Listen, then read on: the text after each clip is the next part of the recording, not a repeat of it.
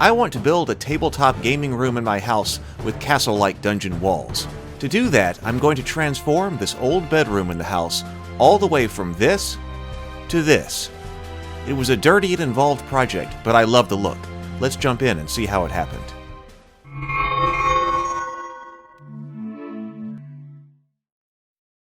So a major task for today has been to get all the junk out of this room so I can continue with home renovation. This is going to become the gaming den. It's a bit of a small room, but I think it's going to work. There's a lot that's got to be done though. It's got this terrible drop ceiling in it, so that's going to have to be gotten rid of. The floor is going to have to be replaced. I believe that window is going, so we can have shelves and things like that over there.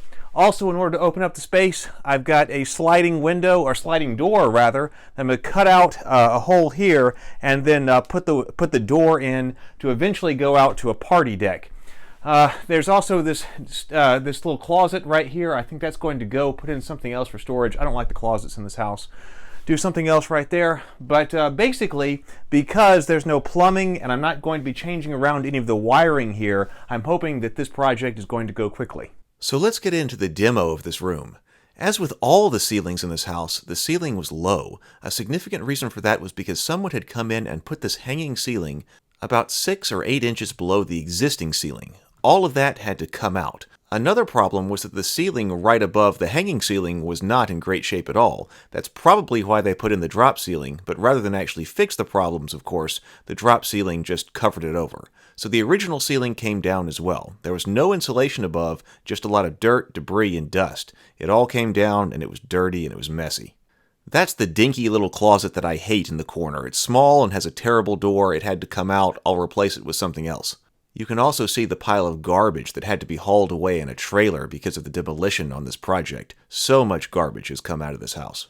Now it's time to get this window out of here. It's going to have to go in order to get the theme of this room right. But here, beneath the window, we can also notice there is no insulation in these walls. That's a problem that's going to have to be fixed. It was also time to cut a hole in the back wall to accommodate the new sliding glass door. This new glass door is going to make up for the loss of the other window and let in a lot of light into the gaming room when you want it. I'll put in a blackout curtain when you don't. This door will also give direct access to the deck that I want to put out there later. This is also where I started to get help with this project, as I was not comfortable with cutting out a hole in my house that could also be properly framed for the door installation, and have it all come out nice and neat and right. And it was at this point that I decided that since I was going to all of this trouble now, the room needed to be insulated. I don't ever want to have to open up all these walls again, especially once I get the faux dungeon stone put on. So since this project was being done now, it might as well be done right. So, more demo. Time to rip out all of that existing sheetrock so we can get the insulation in the walls. Rolls of insulation go in, and that's going to make a world of difference in that room, especially once the ceiling is also insulated. Once the new sheetrock goes on, it really starts to look like a new room. And there you can see the sliding glass door installed. Next, it was time to get the ceiling up. First, some plastic went up on the rafters, then the ceiling planks with the wood look started going in. I love the look of these ceiling planks. They are so much easier than the pallet wood that I use to make the ceiling in my office. Next up, paneling. Putting in the sheetrock first here really makes all of the difference. I used to hate paneling because I thought it made such a weak wall, but the secret here is to put up the sheetrock first and then put up the paneling over the sheetrock. That makes a really solid paneled wall. Later I'm going to do something else with that back wall, but when I was originally designing this room, I didn't think that back wall was going to be seen as much on camera as it ended up being.